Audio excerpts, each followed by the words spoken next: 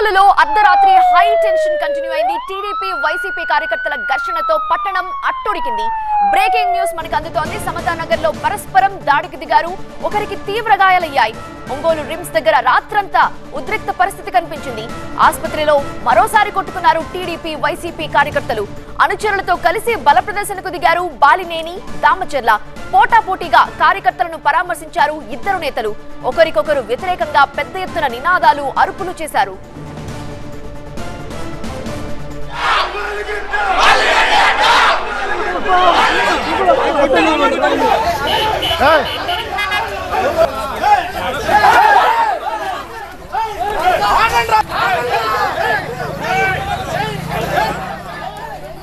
TDP YCP కొట్లాటతో ఒంగోలు దద్దరిల్లింది.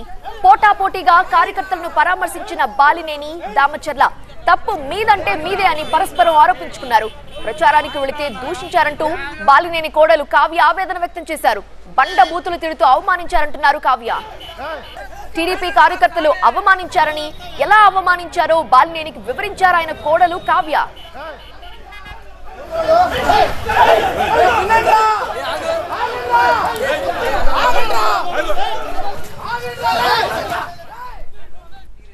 వాళ్ళు అంతేలే అని చెప్పి వాళ్ళు మనల్ని ఆపుతున్నారు. ఒక లేడీ, ఒక అబ్బాయి అసలు వచ్చి అక్క అక్క వదిలేండి, వాళ్ళు అంతే వాళ్ళకి చెప్తున్నారు, మనకి చెప్తున్నారు. కానీ వాళ్ళు ఇంకా అంటే బ్యాడ్ వర్డ్స్ యూజ్ చేస్తే పక్కన ఉన్న వాళ్ళంతా ఫీల్ అవుతారు కదా, రియాక్ట్ అవుతారు.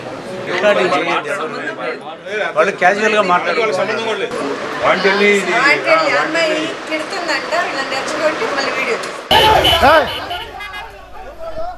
సమతానగర్ నుండి ఒంగోలు రిమ్స్ కి సీన్ మారింది. ఇరు వర్గాలు మరోసారి అక్కడ కూడా అటాక్ దిగాయి. ఒంగోలు రిమ్స్ దగ్గర రాత్రంతా ఉద్రిక్త పరిస్థితి చోటు చేసుకుంది. వైసీపీ కార్యకర్తల్ని దామచర్ల బెదిరిస్తున్నారంటూ ఆవేశంతో ఊగిపోయారు బాలినేని. అనుచరులతో కలిసి బల ప్రదర్శనకు దిగారు బాలినేని, దామచర్ల. దీంతో రిమ్స్ ప్రాంగణం రణరంగాన్ని తలపించింది.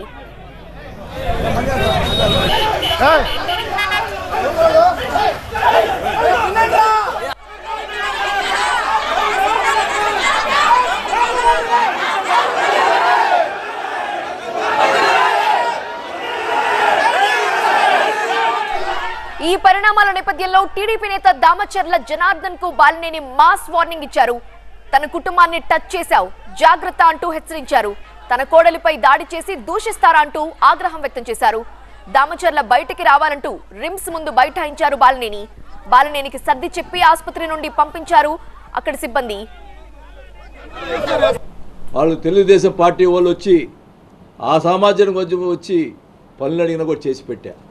ఇది వాళ్ళు ఆ సామాజిక వర్గాన్ని చెప్పమనండి. ఎవరినన్నా ఇబ్బంది పెట్టాను ఒక్కరిని చూపిమనండి.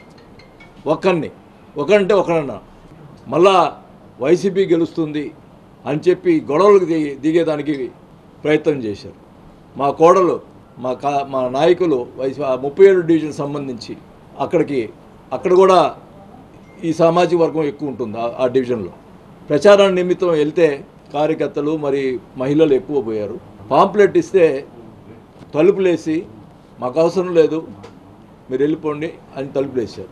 సరే పక్క అపార్ట్మెంట్ పక్క దానికి పోతే కూడా పోవడానికి లేదని చెప్పి గొడవ చేశారు. మా కోడల్ని బూతులు తిట్టి నెట్టి చెప్పరాని భాషతో మాట్లాడారు.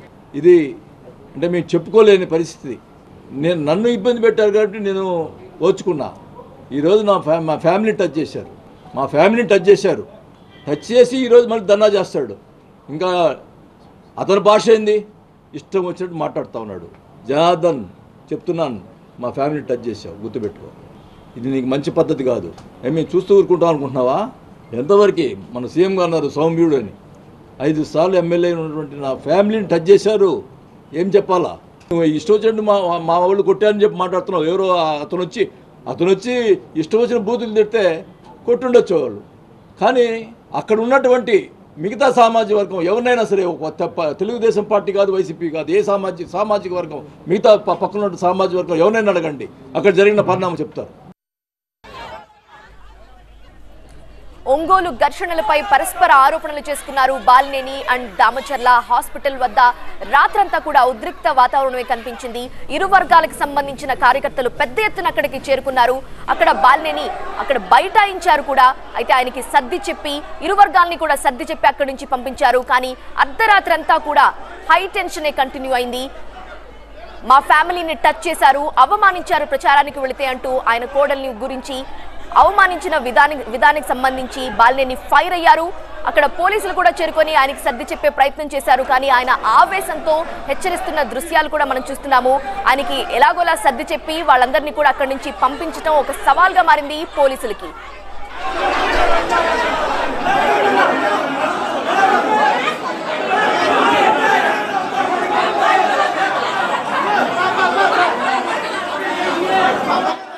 తర్వాత కూడా ఒంగోలులో జరిగిన ఘర్షణలపై పరస్పర ఆరోపణలు చేసుకున్నారు బాలినేని అండ్ దామచర్ల.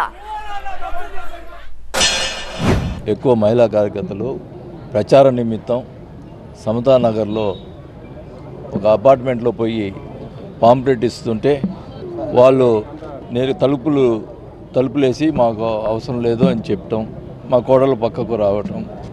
ఎవరైనా ప్రజాస్వామ్యంలో ప్రతి ఒక్కరు కూడా క్యాన్వస్ చేసుకునే అవకాశం ఉంది. సరే, వాళ్ళకి ఇష్టం లేకపోతే ఎవరు ప్రజాస్వామ్యంలో ఎవరికి ఇష్టమైన వాళ్ళు ఓట్లు వేసుకోవచ్చు. వాళ్ళకి ఇష్టం లేకపోతే మాకు ఇష్టం లేదని చెప్తే బాగానే ఉంటుంది. మా కోడలు వస్తే తలుపులేసి ఇష్టం వచ్చినట్టు దూషించటం, అలగా జనం వచ్చారు అని మాట్లాడటం, ఇష్టం వచ్చినట్టు బూతులు తిట్టడం. వాలంటీర్ ఒక అతను ప్లస్ ఒక లేడీ, అదేవిధంగా కొంతమంది లోపలికి వచ్చి ఏదో తీపోతే ఆమె ఫోటో తీసిందంట. వాలంటీర్ కదా నువ్వు ఎందుకున్నావని.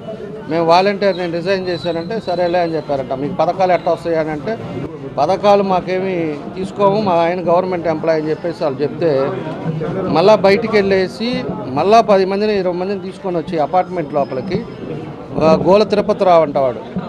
గోల తిరుపతిరావు అతను కార్పొరేటర్ వాళ్ళ భర్త ఆయన, అదేవిధంగా బాంబుల సాయి, నెక్స్ట్ రామానాయుడు, ఇంకా ఎవరో కొంతమంది పేర్లు కూడా ఉన్నాయి, కళ్యాణ్ రెడ్డి, ఇంకా వీళ్ళు అంతా కూడా కలిసి లోపలికి వచ్చి వాళ్ళ పిల్లల్ని కొట్టారు.